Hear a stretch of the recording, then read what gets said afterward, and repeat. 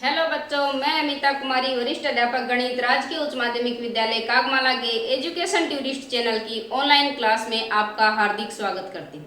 बच्चों, आज हम पढ़ेंगे कक्षा 10 गणित की पाठ्य पुस्तक अध्याय 12 वर्तों से संबंधित क्षेत्रफल में प्रश्नावली 12.2 के अंतर्गत तिर्यखंड और वर्तखंड के क्षेत्रफल का अध्ययन करेंगे। तो सब इसमें लेते हैं बच्चों, तिर्यखंड क्या होता है। तिर्यखंड की परिभाषा है। तिर्यखंड, अब देखो तिर्यखंड की परिभाषा देखेंगे। वर्त का वह भाग जो दो तिर्य्याओं और एक चाप से घिरा होता है, तिर्यखंड कहलाता है। वर्त का वह भाग, ये बच्चों वर्त है, और वर्त का वह भाग जो दो तिर्य्याओं, एक तिर्य्या ओपी है, दूसरी तिर्य्या क्या है, ओक्यू, और एक चाप, चाप ये है बच्चों पी आर क्यू, ये चाप है, ये एक तिर्य्या, ये दूसरी तिर्य्या, और इनसे जो घिरा हुआ भाग है ये क्या कहलाता है बच्चों, तिर्यखंड कहलाता है। तिर्यखंड का क्षेत्रफल देखो बच्चों, छोटा भाग है इसको लघु तिर्यखंड कहेंगे और बड़े भाग को दीर्घ तिर्यखंड कहेंगे। इसमें ये भी दो तिर्य्याओं और एक चाप से घिरा क्षेत्र है। अब लघु तिर्यखंड का क्षेत्रफल होता है पाई आर स्क्वायर गुणा थीटा बटे 360, और दीर्घ तिर्यखंड का क्षेत्रफल होता है pi r square minus pi r square गुणा थीटा बटे 360। तो इसको हम ज्ञात करेंगे, सिद्ध करके देखेंगे कि ये कैसे होता है। लघु तिर्यखंड का क्षेत्रफल पाई आर स्क्वायर गुणा थीटा बटे 360। तो देखो बच्चों, हम इस वर्तीय क्षेत्र को केंद्र O पर 360 डिग्री कोण बनाने वाला एक तिर्यखंड मान ले। देखो ये जो कोण वापिस यहां से चले और ये 360 डिग्री का कोण प्राप्त होगा। केंद्र O पर 360 डिग्री का जब कोण बनेगा तो ये क्षेत्रफल क्या होगा, पाई आर स्क्वायर। तो क्या लिखेंगे बच्चों, फिर इसके बाद एक एक नियम की सहायता से हम तिर्यखंड का क्षेत्रफल ज्ञात करेंगे। तो देखो बच्चों, जब वर्त के केंद्र पर बने कोण की माप, बने कोण की माप 360 डिग्री है, तो तिर्यखंड का क्षेत्रफल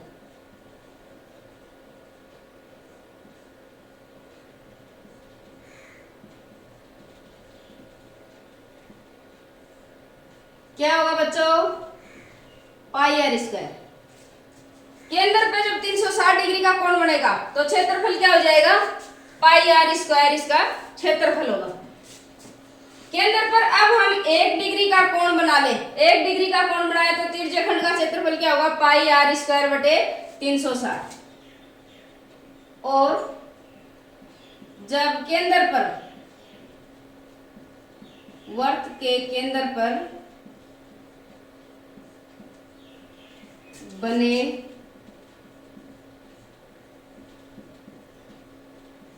कोण की माप 1 डिग्री हो तो तिर्यखंड का क्षेत्रफल क्या होगा बच्चों,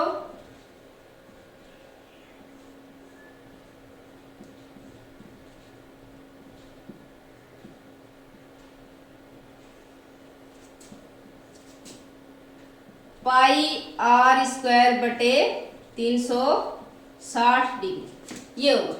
और जब केंद्र पे बने कोण की माप यानी तिर्यखंड, ये जो तिर्यखंड है दो तिर्य्याओं और एक चाप से घिरा क्षेत्र, ये थीटा कोण बनाए, इसलिए जब वर्त के केंद्र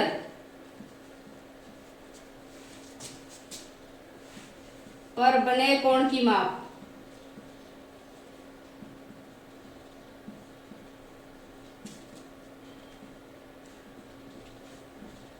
थीटा डिग्री हो तो तिर्यखंड का क्षेत्रफल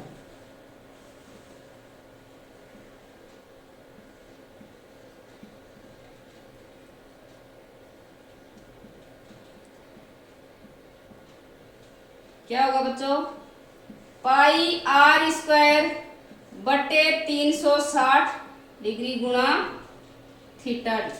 ये होगा लघु तिर्यकखंड का क्षेत्रफल। अतः लघु तिर्यकखंड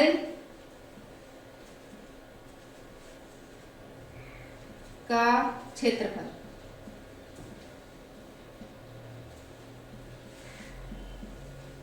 पाई आर स्क्वायर थीटा बटे 360 डिग्री। ये है बच्चों।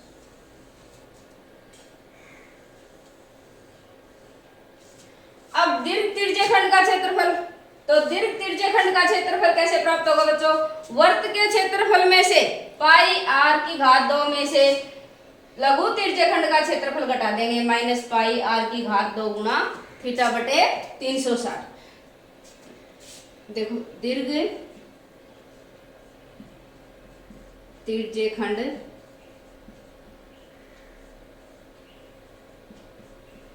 का क्षेत्रफल वर्त का क्षेत्रफल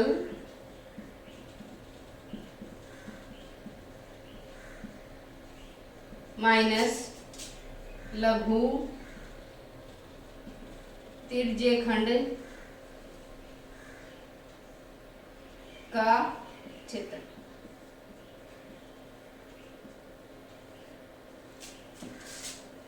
वर्त का क्षेत्रफल क्या है बच्चों, पाई आर स्क्वायर माइनस लघु तिर्यकखंड का क्षेत्रफल पाई आर स्क्वायर थीटा बटे 360।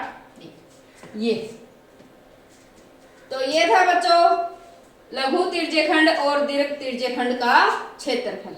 इससे आगे आता है चाप।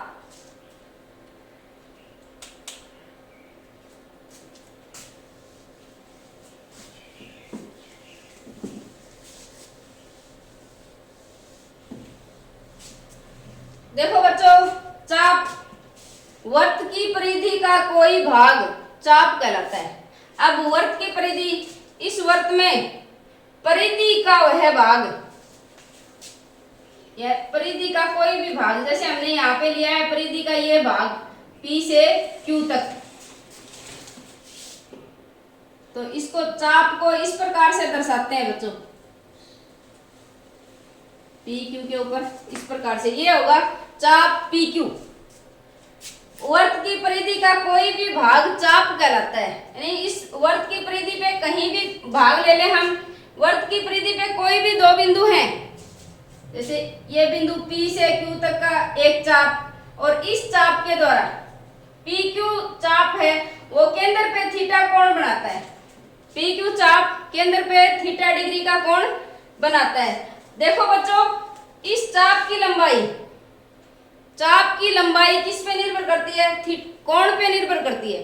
कोण बढ़ेगा तो चाप की लंबाई उसी अनुपात में चाप की लंबाई भी बढ़ेगी, और कोण कम होगा तो चाप की लंबाई भी कम होगी। तो देखो चाप की लंबाई कोण थीटा वाले तिर्यकखंड के संगत चाप की लंबाई क्या होती है, 2 पाई आर गुणा थीटा बटे 360 डिग्री।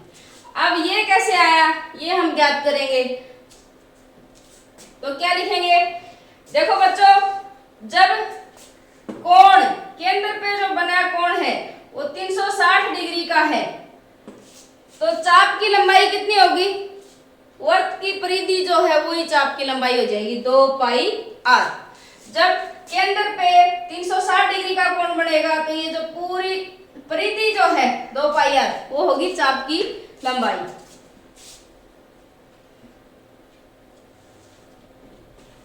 जब वर्त के केंद्र पर बना कोण बने कोण की माप 360 डिग्री है, तो संगत चाप की लंबाई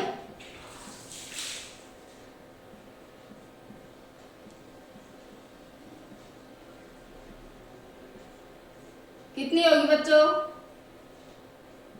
2 पाई आर, एंड जो परिधि की लंबाई है वो संगत चाप की लंबाई होगी। अब वर्त के केंद्र पे बने कोण की माप 1 डिग्री हो, और जब वर्त के केंद्र पर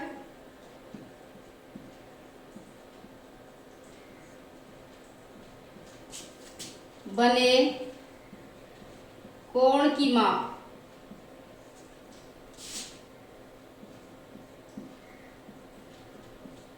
1 डिग्री हो है, तब संगत चाप की लंबाई, संगत चाप की लंबाई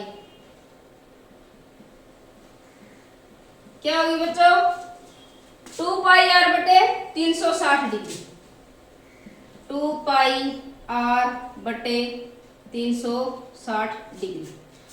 और जब वर्त के केंद्र पे थीटा कोण बने, ये थीटा कोण, तो चाप की लंबाई क्या होगी? इसलिए जब वर्त के केंद्र पर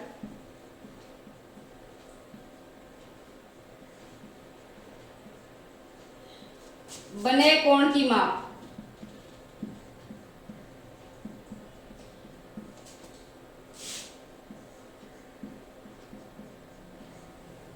थीटा डिग्री हो, तो संगत चाप की लंबाई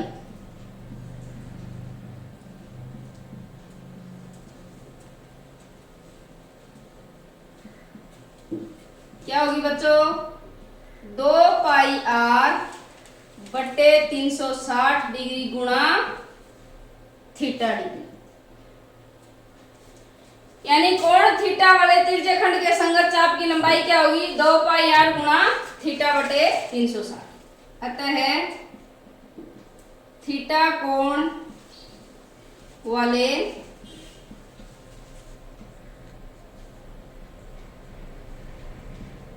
तिरछे खंड के संगत चाप की लंबाई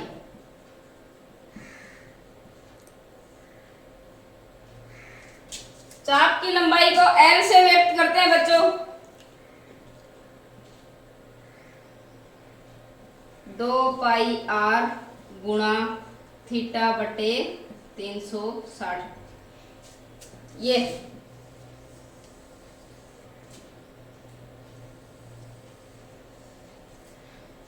अब देखो बच्चों, चाप की लंबाई L और तिरछे खंड के क्षेत्रफल A, तिरछे खंड के क्षेत्रफल को A से व्यक्त करेंगे और चाप की लंबाई को L से। इन दोनों में क्या संबंध है? A बराबर 1 बटे 2 LR। तो ये कैसे प्राप्त हुआ, ये देखते हैं।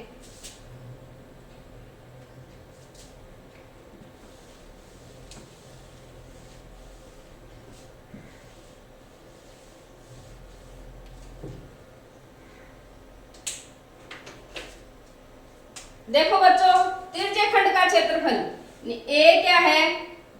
पाई आर स्क्वायर थीटा बटे 360 ये है, और चाप की लंबाई एल 2 पाई आर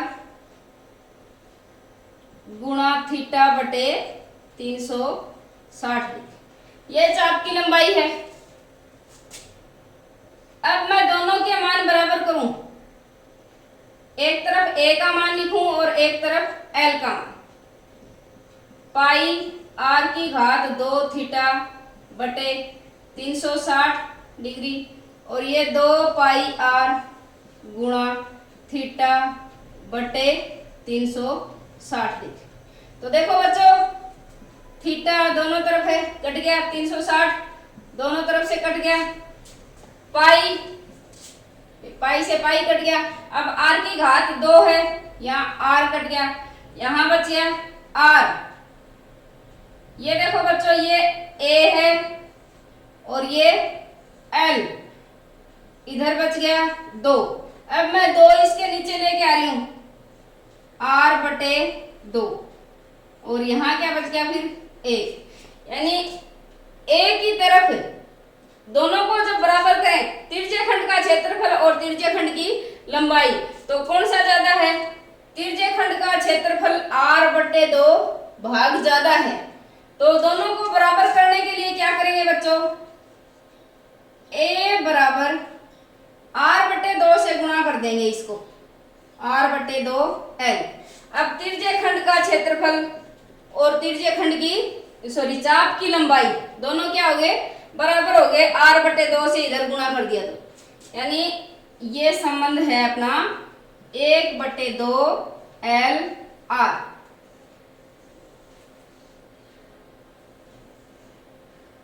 यह है बच्चों चाप की लंबाई और तिर्यक खंड के क्षेत्रफल में संबंध।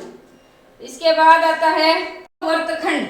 वर्तखंड क्या होता है? देखो, वर्त का वह भाग जो वर्त की एक जीवा और एक चाप से घिरा होता है, वर्तखंड कहलाता है। वर्तखंड की परिभाषा क्या है? वर्त का वह भाग जो एक चाप और एक जीवा से घिरा हो। तो देखो बच्चों, ये वर्त की जीवा है PQ और ये PRQ ये चाप है, यानी ये जो भाग है ये क्या है? वर्तखंड। एक जीवा वर्त को दो वर्तखंडों में विभाजित करती है। ये जीवा जो PQ जीवा है ये वर्त को दो भागों में, दो खंडों में विभाजित करती है।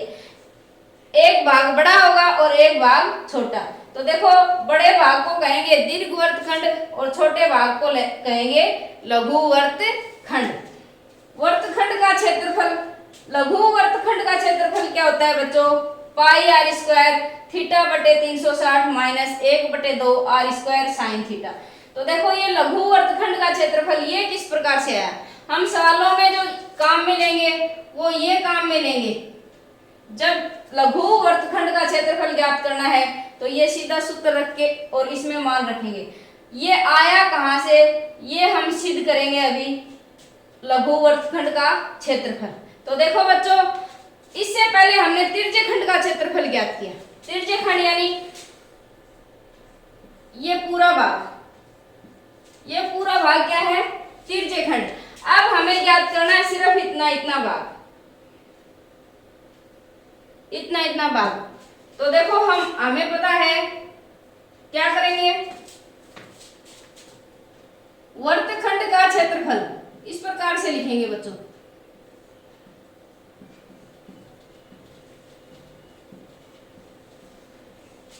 लघु वर्तखंड का क्षेत्रफल क्या होगा? वर्त का क्षेत्रफल माइनस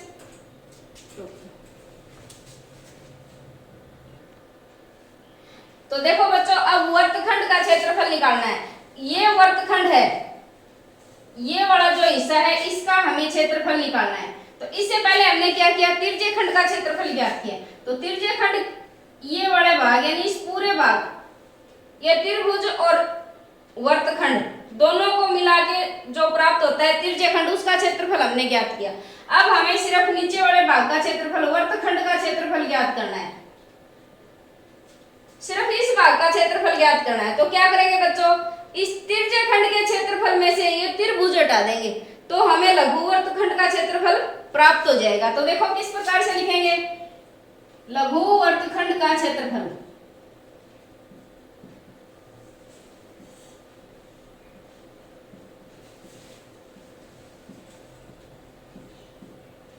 किसके बराबर होगा? तिर्यक खंड के क्षेत्रफल में से, तिर्यक खंड का क्षेत्रफल। अब देखो बच्चों, तिर्यक खंड को नाम दूं तो देखो OPRQ, ये पूरा तिर्यक खंड है।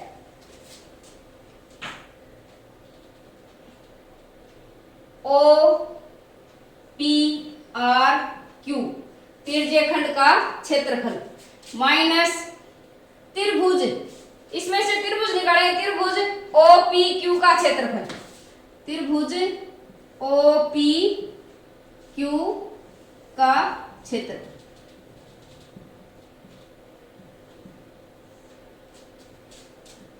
अब देखो बच्चों, ये तिर्यक खंड का क्षेत्रफल है, ये हमने ज्ञात कर लिया। ये होता है πr² θ/360। पाई आर स्क्वायर थीटा बटे 360 माइनस त्रिभुज का क्षेत्रफल क्या होता है बच्चों, 1/2 गुणा आधार गुणा ऊंचाई, ये होता है त्रिभुज का क्षेत्रफल। अब देखो बच्चों इसमें आधार क्या है, इस त्रिभुज में आधार तो ये दिया है PQ, ऊंचाई क्या है, मान लो मैं ये केंद्र बिंदु O है और केंद्र बिंदु O से जीवा पे लंब डाल दूं, केंद्र बिंदु O से जीवा पे लंब डाल दूं और इसको M नाम दे दूं, ये 90 डिग्री का कोण यहाँ बनेगा और 90 डिग्री का कोण यहाँ बनेगा। देखो बच्चों पिछली कक्षाओं में हमने प्रमेय पढ़ी थी कि केंद्र बिंदु से जीवा पे डाला गया लंब जीवा को समद्विभाजित करता है, 2 भागों में विभाजित करता है, यानी ये भाग और ये भाग, PM से MQ तक की दूरी है वो क्या होगी, बराबर होगी। अब देखो बच्चों हमें 2 त्रिभुज प्राप्त हो गए, ये कोण क्या था, ये थीटा कोण था अपना, 2 त्रिभुज प्राप्त हो गए। अब 2 त्रिभुज देखें, दोनों त्रिभुज कैसे हैं, समकोण त्रिभुज हैं, क्योंकि ये लंब है 90 डिग्री का कोण, इधर भी 90 डिग्री का कोण, तो दोनों त्रिभुज हैं समकोण त्रिभुज है। इन दोनों त्रिभुजों को सर्वांग समसिद्ध करेंगे, दोनों त्रिभुजों को सर्वांग समसिद्ध करने के लिए देखो त्रिभुज OPM व त्रिभुज OQM से ये ले लिया मैंने, तो ये देखो क्या है, OP वर्त की क्या है, त्रिज्या है R, और ये OQ क्या है, ये भी वर्त की त्रिज्या है R। तो दोनों त्रिभुजों में ये दोनों भुजाएं बराबर हैं, और ये भुजाएं क्या है बच्चों, देखो 90 डिग्री के सामने की भुजा क्या होगी, कर्ण होती है। समकोण त्रिभुज में 90 डिग्री के सामने की भुजा कर्ण, ये 90 डिग्री के सामने की तो ये कर्ण, और ये दोनों भुजाएं क्या हैं, बराबर। तो क्या लिख देंगे, OP बराबर OQ, वर्त की त्रिज्या, त्रिज्याएं हैं दोनों इसलिए ये बराबर हैं। दूसरी कंडीशन देखें बच्चों, OM इस त्रिभुज की भी भुजा है और इस त्रिभुज की, दोनों त्रिभुजों की भुजा है, तो क्या लिखेंगे, OM बराबर OM, ये उभयनिष्ठ भुजा है, उभयनिष्ठ, दोनों में कॉमन है। तीसरा देखो कोण कितना है, 90 डिग्री का है, PMO, या फिर ऐसे लिखें OMP, ये बीच में होना चाहिए कोण, इसकी बात कर रहे हैं तो ये बीच में आएगा, OMB बराबर होगा OMQ के, ठीक है, OMP बराबर होगा कोण OMQ के, दोनों कितने डिग्री के हैं, 90 डिग्री के कोण है। तो देखो बच्चों 3 कंडीशन यहाँ पे बराबर होगी, 2 भुजाएं यानी एक कर्ण, एक भुजा और एक कोण, यानी कौन सा त्रिभुज है, ये समकोण त्रिभुज है, और इसमें RHS सर्वांग समता नियम से हम क्या जानते हैं, RHS सर्वांग समता नियम से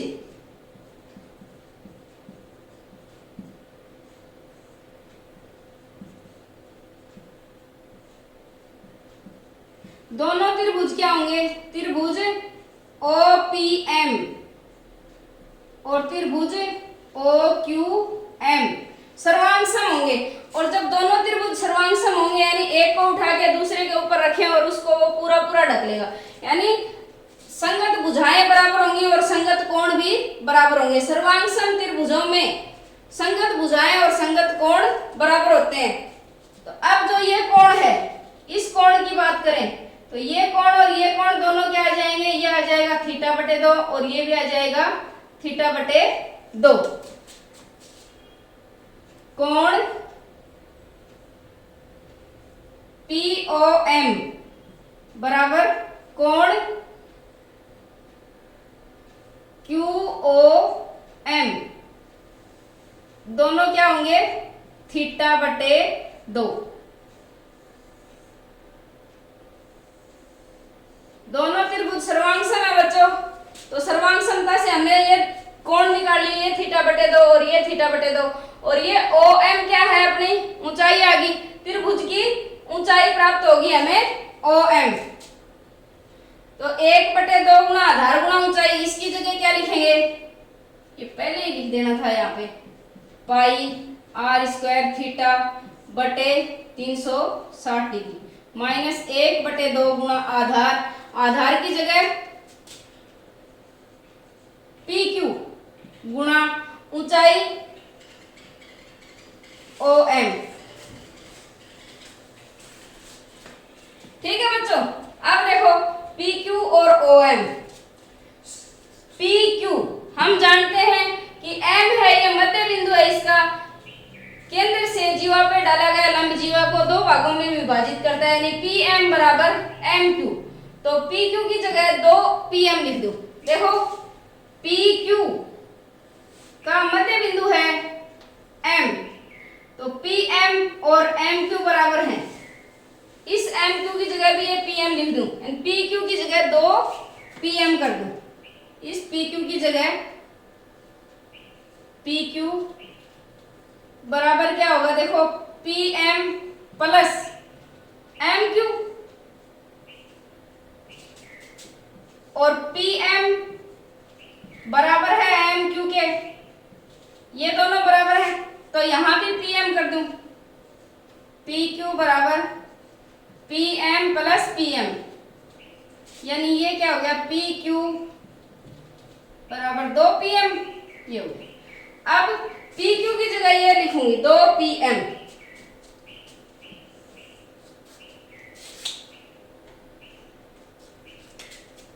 देखो बच्चों, मैं ये यहाँ कर रही हूँ, पाई r² थीटा बटे 360 माइनस 1/2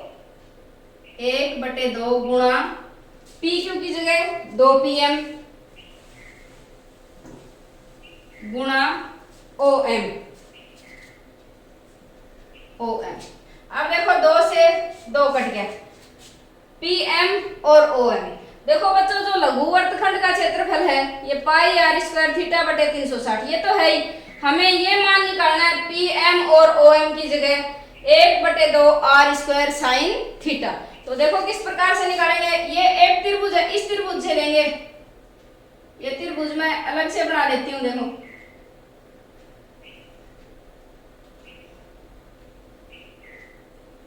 ये मैंने त्रिभुज बना ली, ये O बिंदु है, ये P बिंदु और ये M बिंदु, और ये क्या है 90 डिग्री का कोण, और ये कोण है थीटा बटे 2। अब देखो बच्चों, जो कोण दिया हो 90 डिग्री के सामने की भुजा क्या होगी, कर्ण होगी, और कोण जो ज्ञात करना है उसके सामने की भुजा क्या होती है, लंब होती है। तो ये है लंब, और ये क्या होगी, आधार, कोण के साथ वाली भुजा आधार होगी, और ये कर्ण होगी। तो बच्चों देखो, त्रिकोणमिति में हमने क्या पढ़ा था, साइन थीटा बराबर क्या होता है, लंब बटे कर्ण, PM बटे OP। तो साइन थीटा बराबर PM, और OP क्या है, OP त्रिज्या है R, तो इसकी जगह R इधर आ जाएगा, यानी R। अब साइन थीटा, देखो ये अपना कोण थीटा बटे 2 की बात कर रहे हैं, तो यहाँ पे थीटा बटे 2 लेना है, थीटा बटे 2, R साइन थीटा बटे 2, और ये PM, यानी PM की जगह क्या आ गया बच्चों, R साइन थीटा बटे 2। अब QM की जगह देखो क्या लेंगे, OM है, OM की जगह, OM क्या है बच्चों, आधार है, तो इसके लिए क्या लिखेंगे, कोस थीटा बराबर क्या होता है, आधार बटे कर्ण। तो ये थीटा अपना कोण यहाँ थीटा बटे 2 है, तो थीटा बटे 2 लेके चलेंगे, कोस थीटा बटे 2 बराबर OM बटे OP क्या है, वर्त की त्रिज्या है R, तो ये हो जाएगा R कोस थीटा बटे 2 बराबर OM। OM की जगह रखूंगी R कोस थीटा थीटा बटे 2 और पी एम की जगह आर साइन थीटा बटे 2। तो देखो यहां रखेंगे।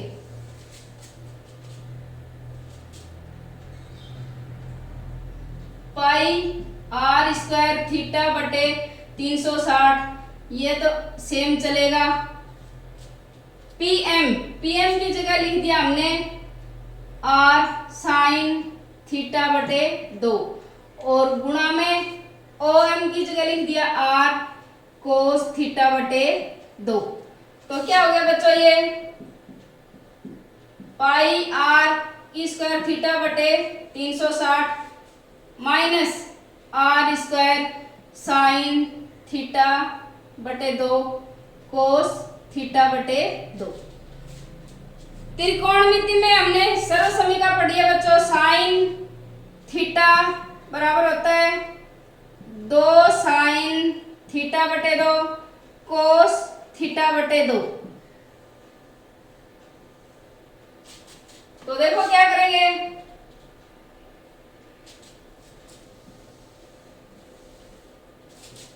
पाई आर स्क्वायर थीटा बटे 360 डिग्री माइनस आर स्क्वायर, और ये जो देखो बच्चों साइन थीटा बटे 2 कोस थीटा बटे 2 है, इसकी जगह ये 2 इधर नीचे लाके साइन थीटा बटे 2 करना है। तो देखो करते हैं, ये हो जाएगा साइन थीटा बटे 2, यानी ये लिख दे पाई आर स्क्वायर थीटा बटे 360 डिग्री माइनस 1 बटे 2 आर स्क्वायर साइन थीटा, जो कि क्या है लघु वर्तखंड का क्षेत्रफल।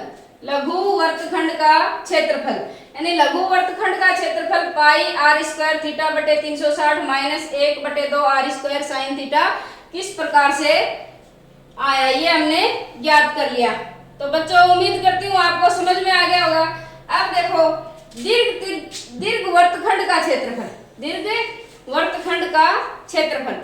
तो बच्चों उसी प्रकार से जैसे हमने दीर्घ तिर्यक का क्षेत्रफल ज्ञात किया था, हमारे पास ये लघु वर्तखंड का क्षेत्रफल आ गया, इसको वर्त के क्षेत्रफल में से घटा देंगे तो क्या प्राप्त हो जाएगा, दीर्घ वर्तखंड का क्षेत्रफल प्राप्त हो जाएगा। देखो ये लिखा हुआ दीर्घ वर्तखंड का क्षेत्रफल, वर्त के क्षेत्रफल में से पाई आर स्क्वायर में से क्या घटा दिया, ये लघु वर्तखंड का क्षेत्रफल घटा दिया, पाई आर स्क्वायर थीटा बटे 360 माइनस आर स्क्वायर बटे 2 साइन थीटा।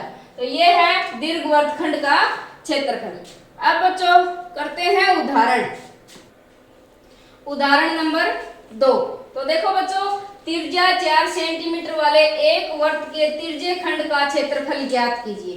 वर्त के तिर्यक खंड का क्षेत्रफल ज्ञात करना है, तिर्यक खंड का क्षेत्रफल ज्ञात करना है। तो ये है अपना वर्त का तिर्यक खंड है, जिसका कोण 30 डिग्री है। कोण कितना दिया है बच्चों, 30 डिग्री। साथ ही संगत दीर्घ तिर्यक खंड का क्षेत्रफल भी ज्ञात कीजिए। तो संगत दीर्घ तिर्यक खंड का क्षेत्रफल यानी बाहर वाले भाग का क्षेत्रफल भी हमें ज्ञात करना है। दोनों तिर्यक खंडों के क्षेत्रफल, लघु तिर्यक खंड का और दीर्घ तिर्यक खंड का। पाई का मान कितना काम में लेना है, 3.14। तो देखो बच्चों करेंगे हल।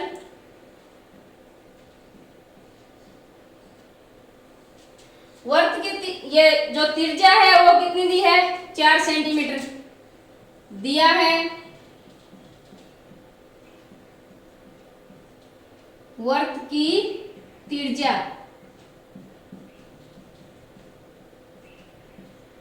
आर 4 सेंटीमीटर दिए।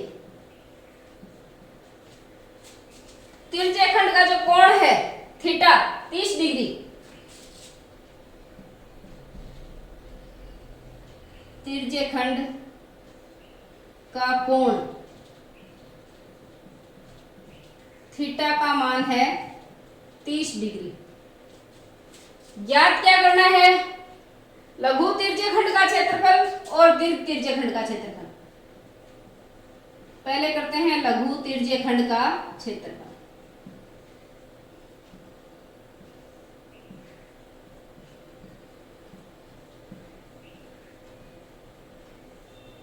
देखो बच्चों, अगर लघु नाम न लिख के सीधा ये लिखे तिर्यकखंड का क्षेत्रफल, तो इसका मतलब यही है कि लघु तिर्यकखंड का क्षेत्रफल ही ज्ञात किया है हमने। तो देखो लघु तिर्यकखंड का क्षेत्रफल क्या होता है, पाई आर स्क्वायर थीटा बटे 360 डिग्री, ये सूत्र होता है, हमें पता है। अब इसमें मान रखेंगे, पाई की जगह 3.14, आर क्या है बच्चों 4 सेंटीमीटर, तो 4 गुणा 4, और थीटा क्या है बच्चों 30 डिग्री बटे 360 डिग्री। अब देखो इसको सरल करेंगे, 1 0 से 1 0 काट दिया, 3 से कट गया 3 एकम 3, और ये भी 3 से 3 एकम 3, 3 दूनी 6। अब 4 से काट दो, 4 एकम 4, 4 दिया 12। अब देखो बच्चों ये और कटेगा नहीं, इसको गुणा कर लेते हैं, 3.14 को 4 से गुणा करेंगे, तो गुणा करेंगे तो क्या आएगा बच्चों, सीधा गुणा करके लिख देते हैं, 4 चौके 16, 4 एकम 4 और 1 5, और 4 तिये 12, 12.56 बटे 3। अब इसमें 3 का भाग लगा देंगे, तो 3 का भाग देखो, 3 चौके 12, 3 एकम 3, 2 बच गया, 3 8 24, 3 9 27, 3 8 24 आएगा, 8 बार जाएगा, 25 26, 2 बच गए, फिर 2 के आगे 0 लगा देंगे, तो 3 6 18, यानी ये आ गया 4.186 आ गया। तो इसको बच्चों हम क्या लिख देंगे, देखो जो 30 दशमलव के बाद तीसरा अंक 5 या 5 से बड़ा है तो दूसरे अंक को 1 बढ़ा के लिखते हैं, तो इसको इस प्रकार से लिखेंगे 4.19 वर्ग सेंटीमीटर। ये क्या है, लघु तिर्यकखंड का क्षेत्रफल प्राप्त हो गया है। ये हो गया लघु तिर्यकखंड का क्षेत्रफल। अब करेंगे बच्चों दीर्घ तिर्यकखंड का क्षेत्रफल। तो देखो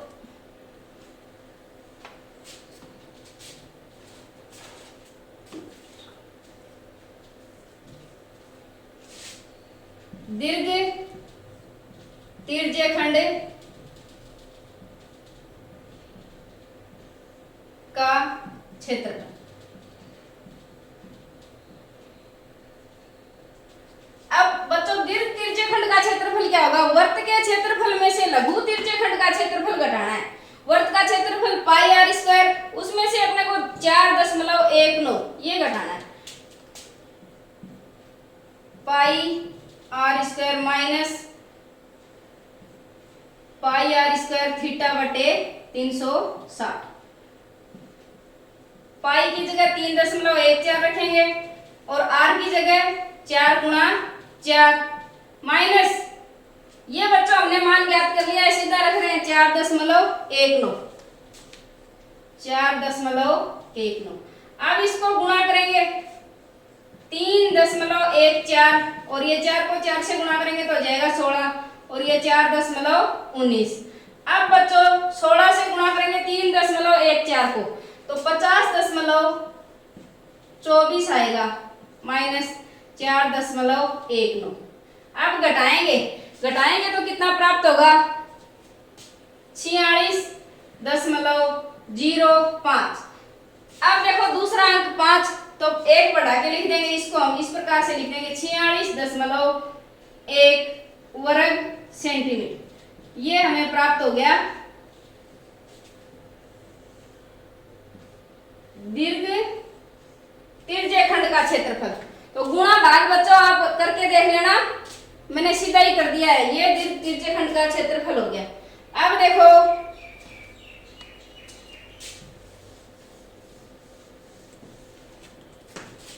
हमने क्या क्या कर लिया बच्चों, तिर्यकखंड का क्षेत्रफल और तिर्यकखंड में जो भी कोण है उस कोण के संगत चाप की लंबाई और वर्तखंड का क्षेत्रफल और एक उदाहरण। आज के लिए बच्चों इतना ही, बाकी पढ़ेंगे नेक्स्ट क्लास में। तब तक के लिए धन्यवाद।